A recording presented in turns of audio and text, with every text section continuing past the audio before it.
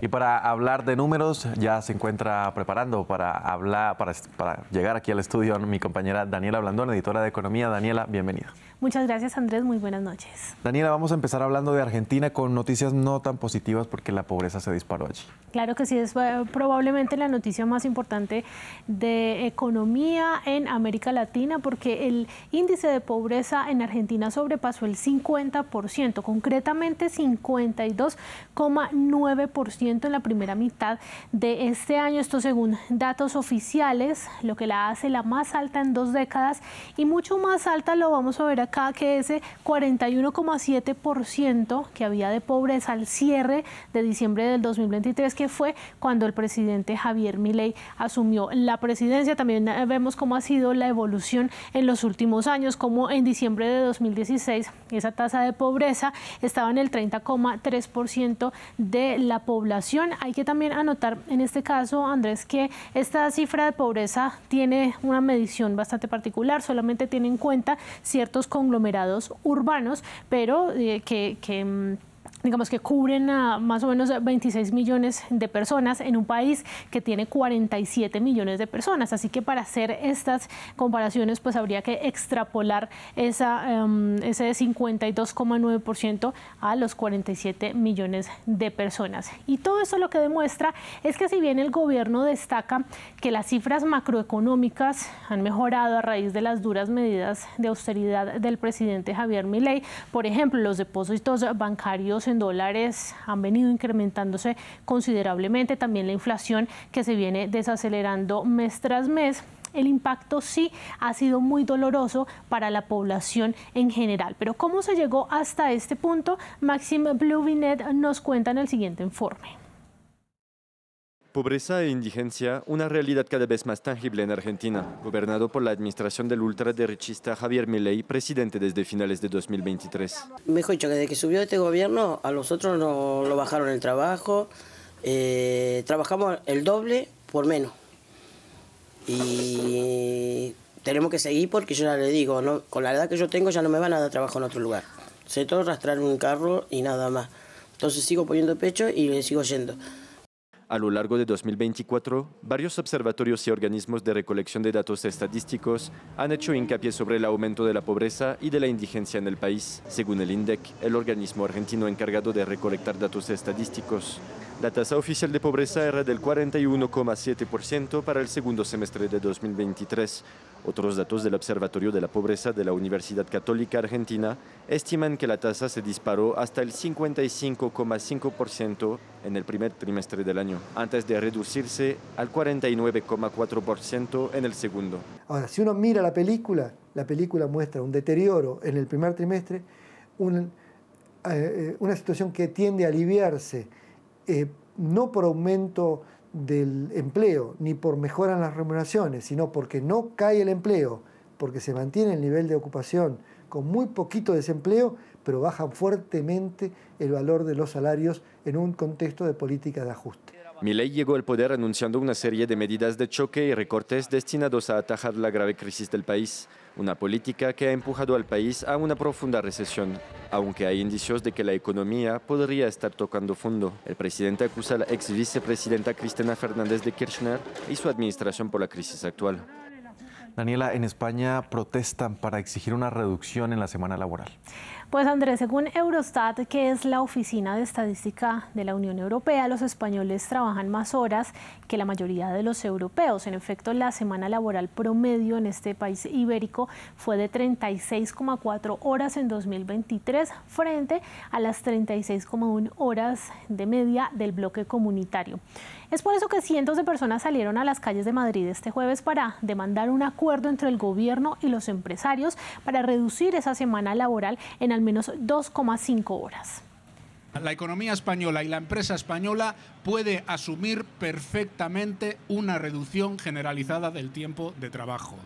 Los avances tecnológicos en las formas de trabajar y de producir permiten perfectamente poder reducir el tiempo de trabajo, manteniendo los salarios y mejorando así la productividad de las empresas. Estoy aquí por luchar por las 37,5 para todos los trabajadores y trabajadoras de España, porque ya está bien de que se digan que tenemos que trabajar 40 horas, porque eso no es así.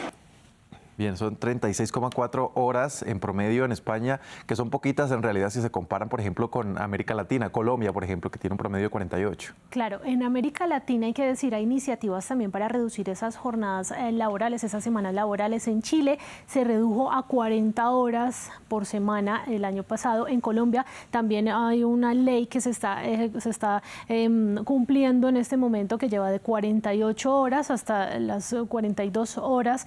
Si no estoy mal, puedo fallar un poco en el dato, pero gradualmente se está reduciendo la jornada laboral. En México también tienen una iniciativa para reducir la semana laboral, aunque se ha quedado estancada en el legislativo, sobre todo pues después de las elecciones y demás. Entonces sí hay, digamos, un movimiento por toda América Latina para tratar de reducir esa jornada laboral. Y también hay que decir que hay en países como Reino Unido iniciativas que buscan también trabajar 4 días y descansar 3 en la semana. Han hecho varios estudios en los que demuestran cómo la productividad de un trabajador aumenta a medida que se le reduce la jornada y pues viene desempeñando la misma labor prácticamente. Claro, y es la gran pelea o la gran traba también de los empleadores, porque no quieren que sus trabajadores precisamente se corten ese tiempo ahí. Claro que sí, que la productividad se vea más reflejada en ganancias que en reducción del tiempo laboral. Exactamente. Daniela, también hubo protestas en Francia. En este caso se trató de centenares de trabajadores ferroviarios que exigen al nuevo gobierno medidas para defender el servicio público. Concretamente estamos hablando del FREC, que es la empresa responsable del transporte de mercancías dentro del enorme grupo público SNCF, y que para final de año habría recortado al menos el 10% de su plantilla y ha tenido que cederle entonces parte de su negocio a la competencia privada. Esto es lo que opinan los trabajadores de esta empresa. Estamos aquí porque a partir de diciembre 1.200 de nuestros compañeros de trenes regionales, trabajadores ferroviarios, conductores, revisores y personal de taquilla están siendo transferidos a filiales, y esto marca el comienzo de la privatización de la SNCF, justo cuando los británicos, que privatizaron en 1994, están comenzando a renacionalizar. Estamos cometiendo los mismos errores que ellos.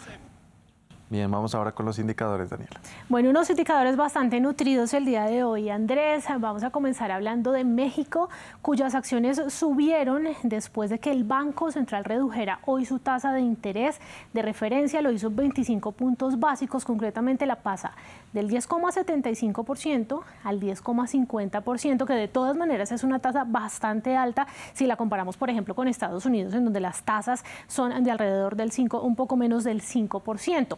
Es el segundo recorte consecutivo en la segunda economía de América Latina, pues el Banco Central cree que la desaceleración de la inflación le da espacio para hacerlo.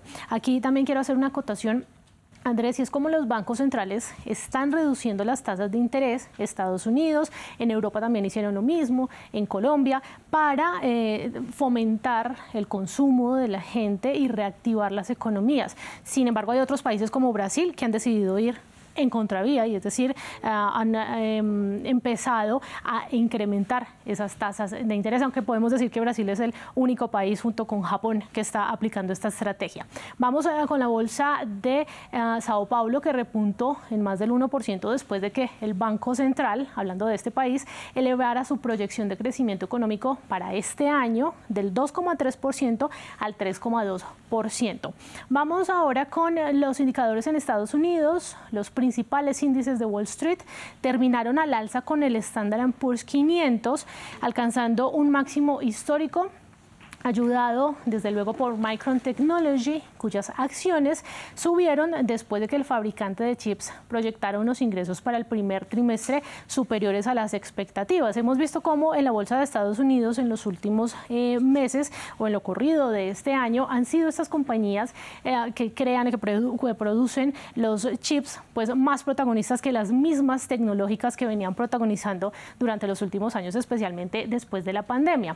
Vamos a cerrar en Europa, Europa que se destaca por la Bolsa de París. Y allí está sucediendo algo bien interesante, Andrés, y es que las acciones de las grandes compañías del lujo llevan 2 días de fiesta, y le voy a decir por qué. Porque China anunció estímulos a su economía. ¿Y esto qué hace? Que China estimule su economía, pues que se reactive el consumo de la gente. Y las compañías del lujo francesas sobre todo, están muy expuestas a China, que es uno de sus principales mercados, también son uno de sus principales proveedores. Entonces todo esto hace que las empresas ganen en la bolsa y hayan impulsado el CAC 40, que es el principal índice de la Bolsa de París y que subió en más del 2% el día de hoy. Bien, Daniela, muchas gracias por la información de la economía. Bueno, acá nos vemos después con más noticias. Así será, y nosotros vamos a hacer una breve pausa y ya regresamos con más.